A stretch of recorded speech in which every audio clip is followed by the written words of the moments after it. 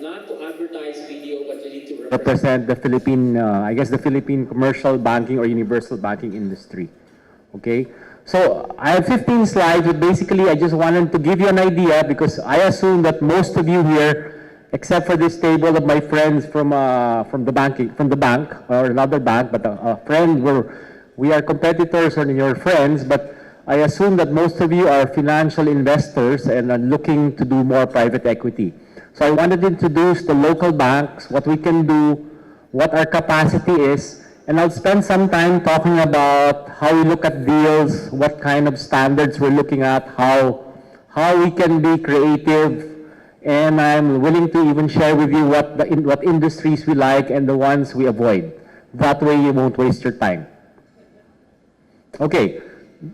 It was mentioned earlier by the person from the BSP that the Philippines is very bank-centric. When you look at this slide, of the total 100% of the financial resources in the country, this is financial resources, all sectors. Banks represent 79.5% of the total financial resources in the country. That is why, and in fact, the top 5 banks account for 2/3. Only 5 banks account for the majority of the deals. Even talking about remittances, just BDO itself, we account for 30% of the remittances of the country. So even before the BSP or the economists reveal numbers, we know what's happening because we are on the ground. We know who are the borrowers. We know where the remitters are coming from. So we have a better sense of what's happening, and that's why when we lend, sometimes we do things because we have a sense of where the growth is coming from. In fact, here, this slide is the Philippine loans. Roughly 41% of the total bank's assets are in loans. Of that 41%, the top 3 banks account for half of the total banking system. BDO, Metrobank, and BPI. The 3 of us account for half of the system. Our single borrower's limit, BDO, is $850 million for one project. That's how, again, there have been mentioned that the Philippine banks are relatively small compared to our ASEAN peers. It's true. But in terms of size, we can already finance basically a 35-40 billion equity project. So all the PPP projects, in theory, we could finance. There are just not enough projects. Okay? And the top 10 banks account for 80% of the banking system, and what's that, 76%. And that's why when you talk to banks, it's generally easy because if you talk to the top 3 banks, you can already raise $1 billion. Okay, these are the major players I mentioned: BDO, Metrobank, BPI, Land Bank, PNB, RCBC, China Bank, which is an affiliate, DPP, another government bank, Security Bank, and Citibank. That's already the 80% of the system. And then excluded in the banking system are the off-book transactions. The assets our banks manage are not reported as part of their total assets, but that also is a significant lender. Just look at BDO. We just acquired Deutsche Bank's trust business recently, or last week we announced it. That's 70-80 billion pesos worth. We are number 1 also there, and that's not even on our balance sheet. When you talk about SDAs in the country, roughly, I guess the banks account for the bulk of the SDAs. Maybe the top 3 banks will account for maybe 2/3 of the SDAs in the country.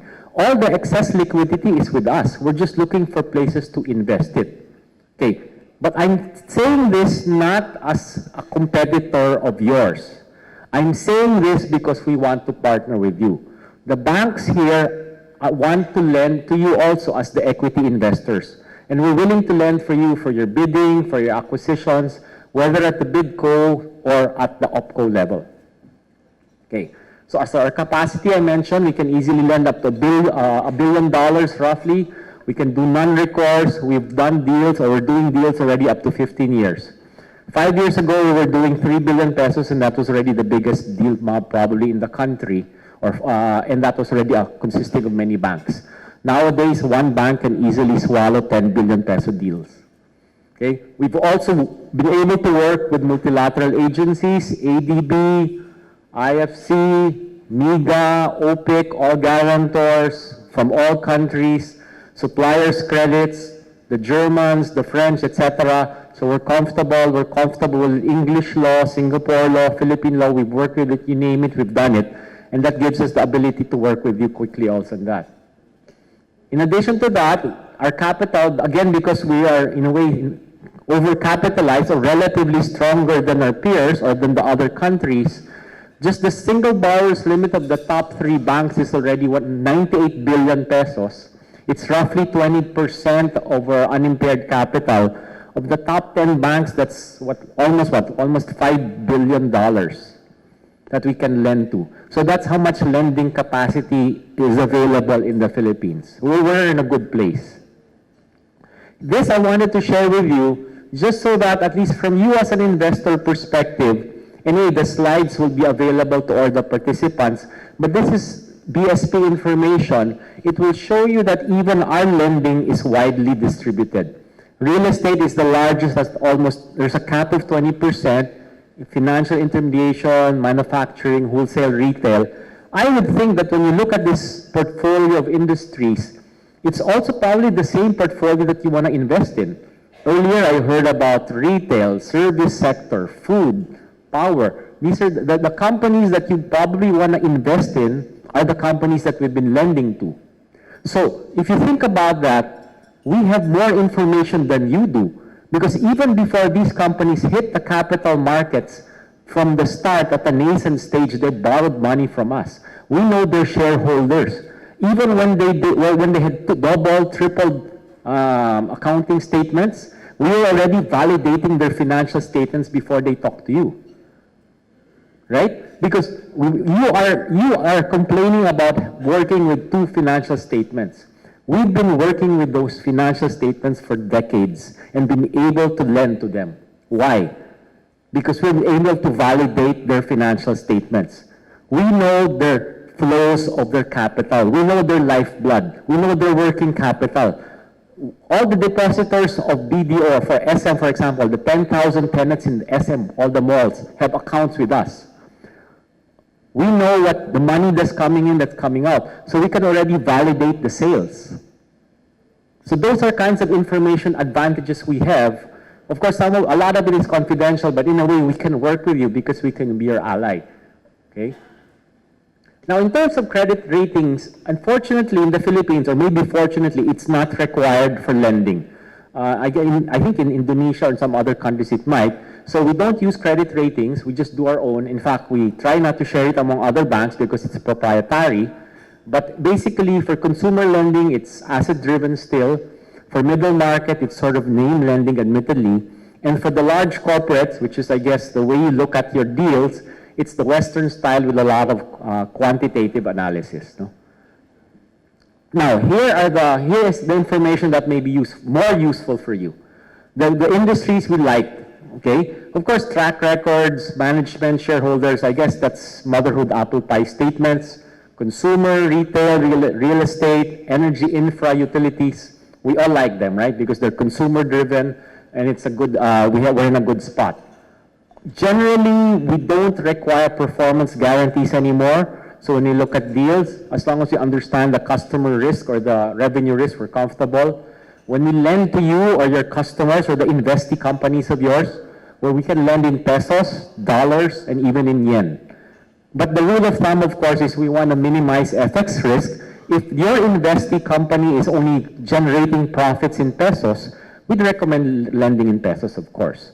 But if they have an FX hedge because they have an FX currency recapture because they're a utility, then we could lend in dollars or yen to get a lower currency or get an effective lower return. And in return, you will also have a higher,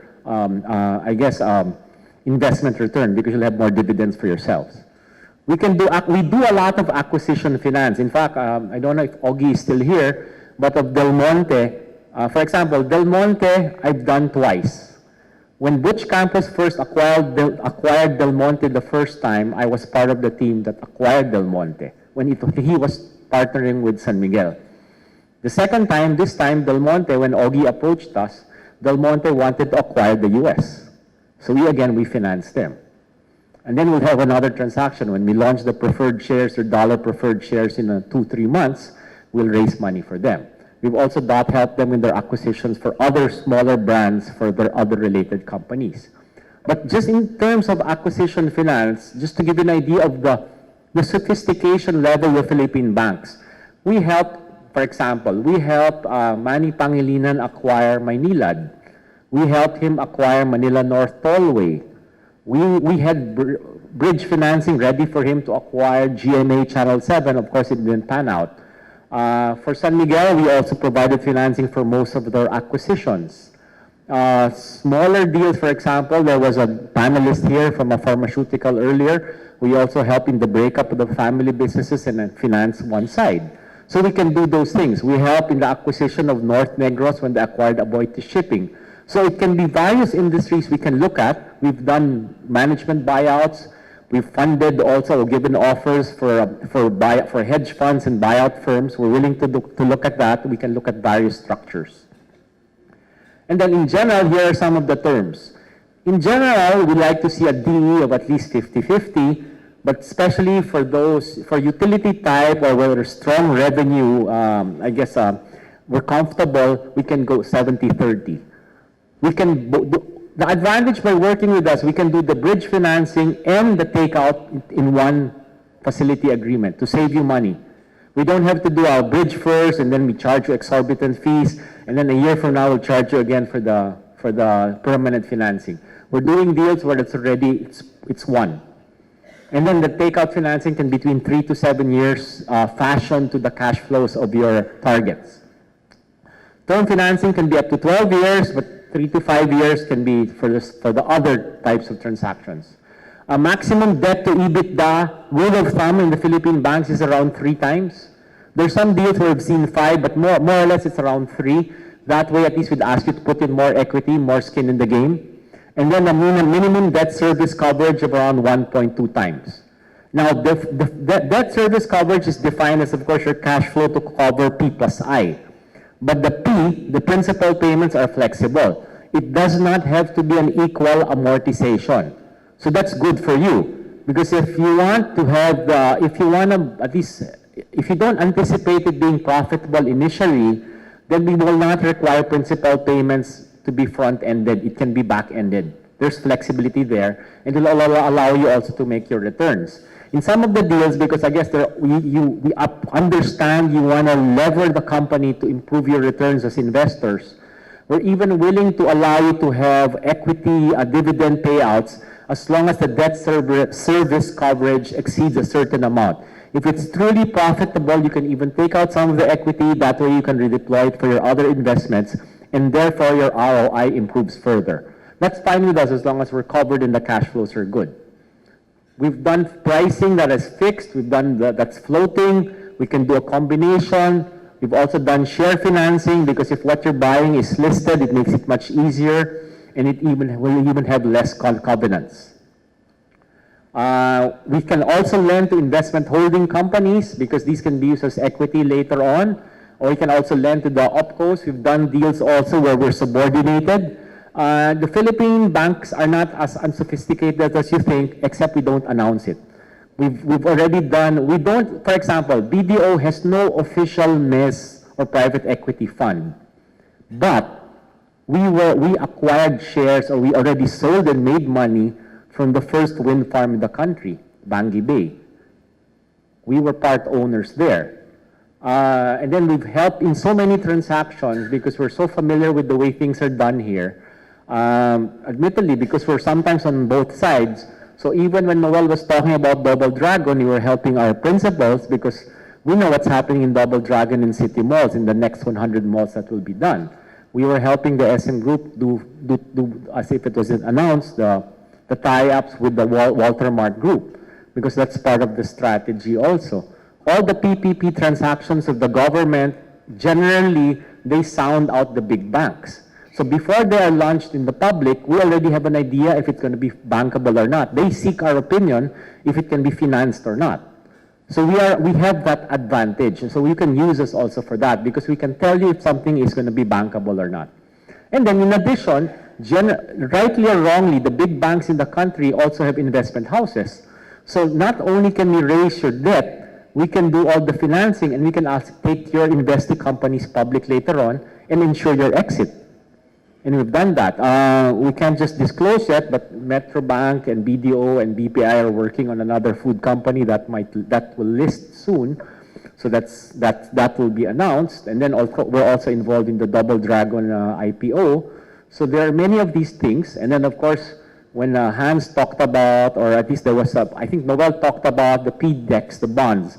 There's been roughly 60 billion pesos worth of Philippines bonds being issued the first 2 months of the year. So that's everything from JG Summit, 30 billion, ABS-CBN, 6 billion. What are the other ones? PLDT, 15 billion. We're doing SMIC, we're raising 15 billion next month or 2 months from now. We will raise money for Vistaland, maybe another, whatever, 5, 10 billion. Another property company. There's so many companies who are raising another 7 billion for Manila North Tollway, the first infra. So that's the kind of liquidity that we have that's just looking to be deployed. So basically, same with you. If you have good projects, and hopefully they're in the billions of pesos range, but even if they're 200 million pesos, we'd love to help you that to improve your returns. Okay? So again, what's the challenging industries? Frankly, there is a small negative list among the Philippine banks. Of course, many are not allowed to do gambling, alcohol, and tobacco. Okay, and there are limits on real estate. We're not allowed to do gambling, but coincidentally, BDO is the largest lender to the 4 casinos in the country. Because we call them integrated gaming resorts. And admittedly, we have the assets and the concession and everything. If any of these projects go belly up, we have the right to come in and take over the projects. That's the way we banks works. Even for project financing, there's always a step-in right. That's a condition. If we lend to you, we can take over that way. If it's failed, we take over not because we want to take over, but so that we can sell it and spin it and sell it to the next equity firm who wants to buy it and take over it. Okay? So we're reluctant lenders, admittedly, to agree. That's the biggest problem. Especially with CARP and everything, it's hard to lend to a small farmer who has doesn't know how to do a balance sheet, doesn't know how to do a business plan. So that's the problem. We're paying fines, but we're intentionally paying fines until they come up and redo the CARP. We're generally not comfortable with technology, so my apologies to, I guess, Paco and the rest, because because of obsolescence and everything. We're also not, although selectively we blend, but we're not that comfortable with schools and hospitals. Of course, you understand why. We cannot foreclose on a school and hospital and suddenly have placards of parents and the disabled going in front of our bank and saying, down with this bank who kicked me out of my school or of my hospital.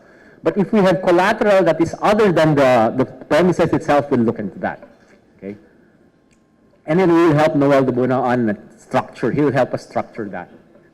Okay? We also do not understand mines that much, mining, especially production. Admittedly, that's the forte of the foreign banks. But at least in terms of production, then we're very comfortable. But more the exploration and development, don't talk to us. We can help, but we're not that good at it yet. Because you need specialists for that, and we haven't invested in that in a long time. BPOs also are a challenge for us. Why?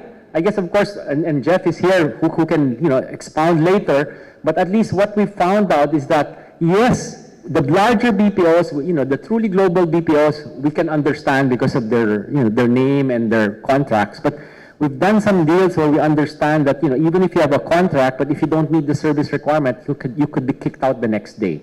And there are not enough assets to collateralize you with. So how do you secure the cash flow? So it's still a challenge, but we want to help. Of course, you can understand the third bullet point. I don't have to explain why we don't want to lend to lawyers, politicians, and newsmen. We also have mixed views on lending to local governments. Why do I say mixed views? In general, the private bank, commercial banks don't want to lend. Because if you're lending to the LGU, if the mayor changes and doesn't like the work of the predecessor, they can disown the project, and we're stranded. But then sometimes, and this is for your benefit, then if you want to work with an LGU, sometimes you're better off working with DBP or Land Bank. Why?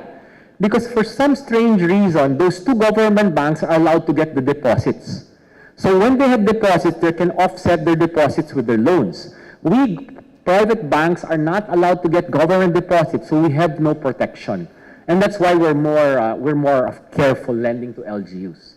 Okay, also startups we don't lend to unless it's done in a project finance and very viable. So we're very well positioned.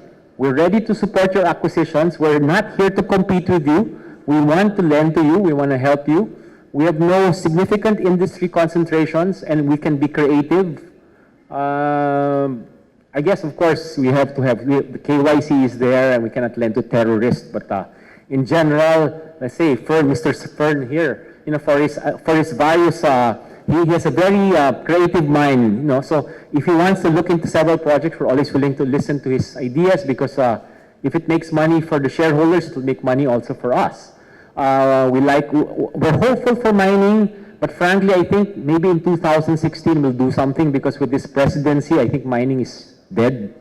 And maybe other infrastructure, even the real estate investment trust, if you're interested in that, maybe in the next administration, 2016, it might get resurrected. But Hans was telling me, I think he went to Congress. We'll see if it gets resurrected in time for the next election. We're also willing to help you because if we're comfortable with you, we have so much liquidity, we might even consider helping you in your investments abroad, as long as we can find mitigants. But we are at that stage. Our loan to deposit ratio is not that high. We're investing into bonds, but the bond yields have gone down so much. So a lot of the banks now are scrambling to look for assets. It's a nice problem to have for you because now your challenge is how do you get the appetite of the bank to support you because they have the liquidity. Okay? So with that, I just wanted to thank you. Again, it's just a quick presentation, but feel free to call me anytime. Send me an email because we're here to do business. And if I cannot help you, then my friends from Metrobank and BPI will. Thank you.